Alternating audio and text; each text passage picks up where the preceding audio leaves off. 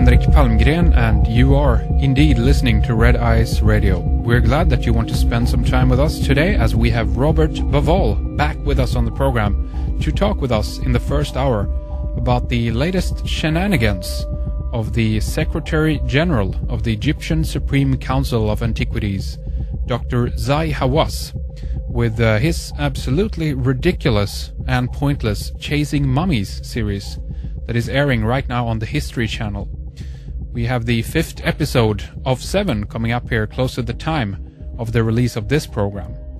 Robert and I will begin, though, to talk about the new DNA findings that might prove that Tutankhamun was of Western European descent. If so, what does that mean? Does it tell us anything about the pre-dynasties in Egypt? We also talk about Robert's Egypt tour coming up now in October, with some of his favorite spots that he likes to visit down in Egypt. Robert is the author of The Egypt Code, The-Orion-Mystery, Keeper of Genesis, The Message-of-the-Sphinx, Secret Chamber, Talisman, Sacred Cities, Secret Faith, and his new upcoming book that is to be released soon is called Black Genesis. This is about the Nabta Playa people that we talked about back in August 2009. Robert's website is simply robertbauval.co.uk. That's Robert, BAUVAL.co.uk, where you can find much more information about all of his books.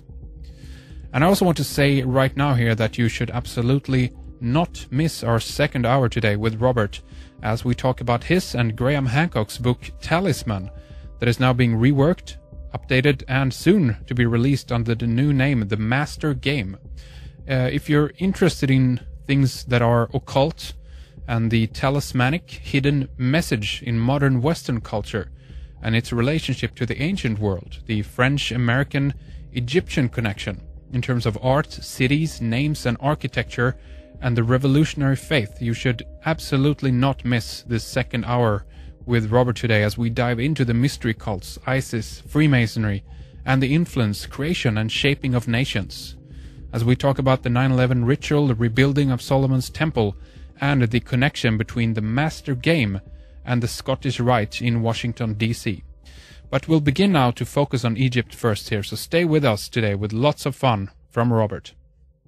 All right, Robert, excellent to have you back. It's good to talk to you again, and I think I'd like to begin to talk about some of the latest news that have been coming out in terms of the origins of King Tut. There has apparently now then been leaked evidence in terms of the DNA origins that King Tut possibly is of Western European origin. I know that you've skimmed through the news, Robert, and you've looked at it briefly.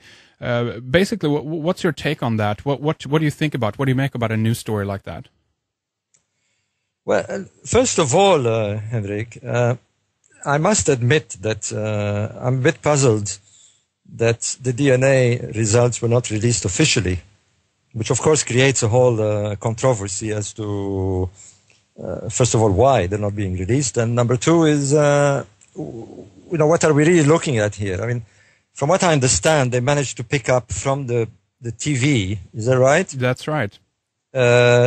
Presumably looking at the images and some sort of documents, they picked up these DNA details, is that right? That's correct.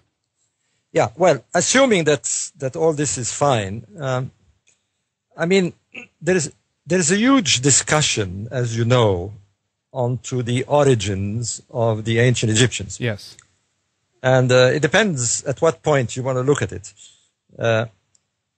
What has become clearer and clearer over the last 20 years or so is that it is unlikely to be a homegrown culture. Having said this, the evidence of the origins, in the sense of the embryonic origins, clearly, I have no doubt at all, comes from the Western Sahara, the Western Desert of Egypt, sorry, the Eastern Sahara, and almost certainly from a black African prehistoric culture that lingered in the Sahara for quite a few thousand years, and probably came from, well, certainly came from further south. We've traced them all the way to the Chad. And one can be almost certain that they started off in East Africa. So we've got a clear route here of what happened at the roots, at the origins of the event. And I'm talking about the inpour of this prehistoric culture in southern Egypt, probably around the 5th millennium BC. Now, after that, much has happened. And certainly by the time of Tutankhamun, and we're talking now of the 13th century BC. 18th dynasty in Egypt, right? 18th dynasty, yes. We're talking something like 3,000 years later. Yes. And, if we look at our own civilization, which is hardly 2,000 years old, and look what we've done. I mean, we've moved around the world. We've created almost different racial groups. The Americans, the Australians, the Canadians, mixed races. So, of course, the movement wasn't as much as of course we have now, but there certainly was a lot of movement in the 18th dynasty. I mean, we know that they had contact with the Mediterranean civilizations, hence European. We've traced groups of early Levantine people in the Delta area. So, I mean, I wouldn't be surprised if the DNA is correct, of course. I mean, there's a big if here. Yeah. That Tutankhamun might indeed be of European stock. I mean, it wouldn't surprise me, and frankly, I wouldn't see a problem. I mean, no, I don't know why there is such a worry about this. Well, this is what is interesting here, because I don't know why Zahi Hawass have refused to release the DNA results, and obviously to me that indicates there is some kind of there's something in there that he doesn't want to be revealed or something like that. I mean, otherwise you just to be honest with you, sorry to interrupt, yeah, but to be honest with you, there is many things we don't understand about Dr. Zahi Hawass. That's true. And, he's a very unusual person, and I must say that I've known Dr. Zahi on and off for the last 25 years. I've met him personally many times, and we've had our tiffs together. We had many. I'm not regarded as his favorite person, to say the least. But he does have a problem, which is more political than academic. He seems to be regarding himself as a man who is defending Egyptian culture. He is, in fact, the Undersecretary of Culture. And not just with the origins of the pharaohs. I mean, there's been a lot of funny statements coming out of the Ministry of Culture over the last 20 years.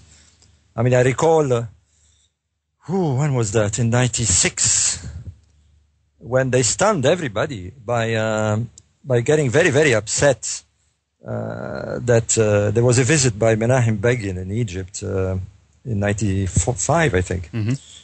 And he, whether seriously or humorously, said, well, maybe the Jews helped build the pyramid, Now, there is a very old and defunct theory, which nobody believes, of course. But yes, it's true that